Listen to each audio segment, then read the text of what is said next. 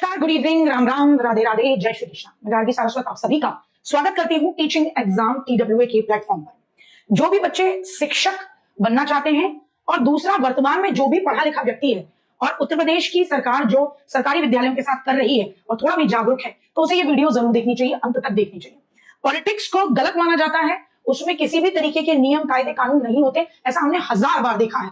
जब पॉलिटिकल नेताओं ने, सत्ताधारी पार्टियों ने अपने हित के लिए लोकतंत्र की बलि चढ़ाई हो, और पहली बार ऐसा देखा है कि जनता के हित को दरकिनार करके, कमाल की बात यह है कि साइकोलॉजी का वो चरम लेवल पर अपने आप को जादूगर मान बैठी है सरकार कि ब्रेन वॉश कर देगी, लेकिन सभी अंधभक्त नहीं हो सकते।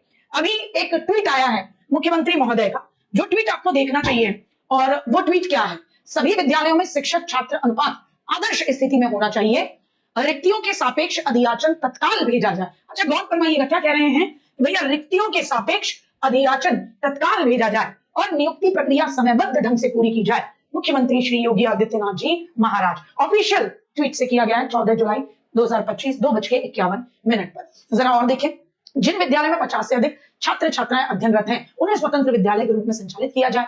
0 से 6 से 14 वर्ष यानी कि आपका 6 से 14 वर्ष की आयु का एक भी बच्चा विद्यालय से वंचित नहीं रहना चाहिए। विद्यालय प्रबंधन समिति, जो कि जिसमें कि प्रिंसिपल, ग्राम प्रधान ये सब होते हैं, वो सुनिश्चित करें। स्कूल चलो अभियान को प्रभावी ढंग से लागू किया जाए ताकि कोई भी बच्चा स्कूल से जाने से न छूटे। और सच्चाई क्या है बेटा जी? अखबारों में साफ साफ, मैंने कल भी आपको बताया था कि कई स्कूल बंद हो रहे हैं, है ना। कई स्कूलों में बच्चों ने जाना बंद कर दिया। क्यों बंद कर दिया? क्योंकि विद्यालय दूर थे। कहीं 27 बच्चे, कहीं 18 बच्चे। तो सरकार ने जो ढिंडोरा झूठा पीटा कि हम स्कूल इसलिए बंद कर रहे हैं क्योंकि बच्चे कम हैं, और जब हम मर्ज कर देंगे तो छात्र का अनुपात जो है, संख्या है, वो बढ़ जाएगी। लेकिन वो बढ़ती हुई तो नहीं दिख रही, क्योंकि बच्चों को घर बैठा लिया माँ बाप ने। बच्चों को क्या कर दिया? घर बैठा लिया है माँ बाप ने। अब जो विरोध हो रहा है, उसको जो सब लेवल पर विरोध हो रहा है, जितने भी पढ़े लिखे लोग हैं वो सरकार की मंशा को समझ रहे हैं, मुक्त रूप से सरकार की आलोचना कर रहे हैं और सभी को एकजुट करने के लिए, खड़ा करने की बात कर रहे हैं। जैसे हम लोगों ने डिसाइड किया है कि हम इस बात के लिए PIL डालेंगे, और PIL सुप्रीम कोर्ट में डलनी चाहिए, क्योंकि ये बच्चों के हित से जुड़ा मामला है। अब यहां पर ऐसी चीजों को डैमेज कंट्रोल करने के लिए ऑफिशियल ट्वीट से ट्वीट किया जाता है, और उसमें जो पागल बनाने का जो लंबे समय से एक तजुर्बा है इस सरकार को, उसी तजुर्बे का प्रयोग किया जा रहा है। बस लिख दो कि रिक्तियां आने वाली हैं और हम कह रहे हैं जल्दी से तुम अधियाचन भेजो, नियुक्ति की प्रक्रिया तुरंत शुरू कर दो। क्योंकि ये जो बच्चा विरोध कर रहा है, कह रहे जब इस तरीके से बच्चे ही कम हो जाएंगे, मर्जर के बाद बहुत सारे बच्चे दूर के विद्यालय में नहीं जाएंगे, और मर्जर की वजह से बच्चे कम हो जाएंगे, तो फिर तुम कभी जीवन में भर्ती नहीं निकालोगे। तो ऐसी सिचुएशन में आप डैमेज कंट्रोल करने के लिए क्या कह दो, यहां फिर से एक लाइन लिख दो। आपको याद होगा सरकार ने थोड़े समय पहले 1,90,000 वैकेंसी की बात की थी। 1,90,000 वैकेंसी की सरकार ने ट्वीट किया था, उसको फटाफट से डिलीट कर दिया था। फिर आज फिर एक सोची समझी चाल के तहत,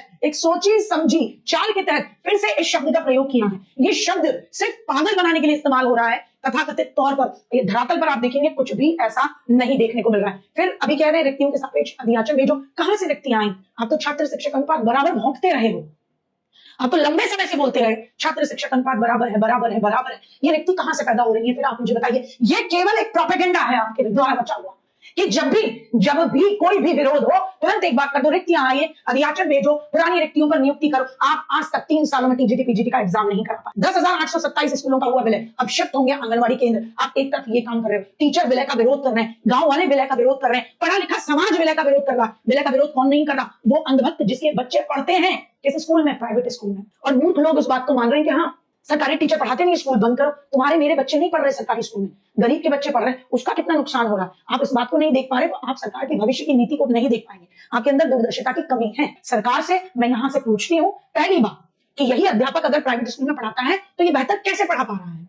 तो मैनेजमेंट की कमी, आप मैनेजमेंट सुधारिए। और बारिश की बूंदों की शुरुआत नीचे से नहीं होती, जनाब ऊपर से होती है। आप अपने अधिकारियों को कहिए कि वो अपने बच्चे सरकारी विद्यालय में पढ़ाएं। ये सरकार, आपकी रणनीति जनता के हित में तो नहीं है। और अगर आज भी आप चेत नहीं पाते, और आप भी आज कभी इस बात के लिए बोल नहीं पाते, आप भर्ती भूल जाइए, आप अपने बच्चों का भविष्य भूल जाइए, और याद रखिए कि कभी भी इस देश में रोजगार की बात नहीं हो पाएगी। ये निजीकरण की तरफ, प्राइवेटाइजेशन की तरफ शिक्षा को धकेलना है।